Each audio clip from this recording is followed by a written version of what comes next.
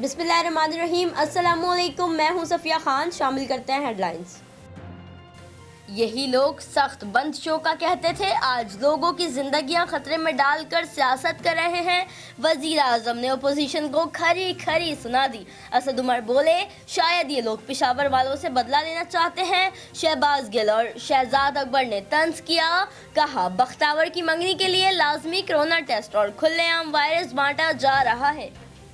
तहरीक लब्बैक पाकिस्तान के सरबरा अल्लामा खादिम हुसैन रिजवी लाहौर में सुपुर्द खाक। नमाज जनाजा इकबाल पार्क में अदा की गई। लोगों की बड़ी तादाद में शिरकत। तहरीक लब्बैक की क़यादत मरहूम के साहबजादे साद हुसैन रिजवी के सुपुर्द। जलसा होगा, हर सूरत होगा, हुकूमत की कोई परवाह नहीं, अपोजिशन डट गई। पेशावर में पीडीएम के पावर शो की तैयारियां मुकम्मल। रिंग रोड पर स्टेज सज गया। रहनुमा जलसे से पहले ही लफ्जी तीर चलाने लगे। मरियम औरंगजेब कहती हैं, कोरोना के पीछे छुपने से जलसा नहीं रुकेगा। राना सनाउल्लाह बोले, हुकूमती कोरोना 6 माह मजीद रहा तो सब कुछ खा जाएगा।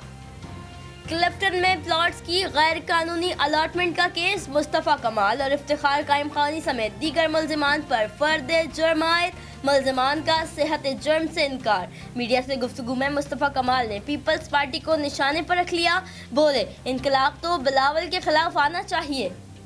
वायरस की दूसरी लहर का तेज फैलाव। एक रोज में सबसे ज्यादा 42 अमवात, 2847 नए केसेस रिपोर्ट। सिंध के तालीमी इदारे बंद न करने और सर्दियों की छुट्टियां भी ना देने की तजवीज़। सिंध और बलूचिस्तान में स्कूलों की बंदिश से मुतालिक हतमी फैसला NCOC 23 नवंबर को करेगा। फिल वक्त इतना ही। मजीद खबरों और अपडेट्स के लिए विजिट कीजिए हमारी वेबसाइट csnlive.tv। इसके अलावा आप हमें फेसबुक और ट्विटर पर भी ज्वाइन कर सकते हैं। देखते रहिए CSN।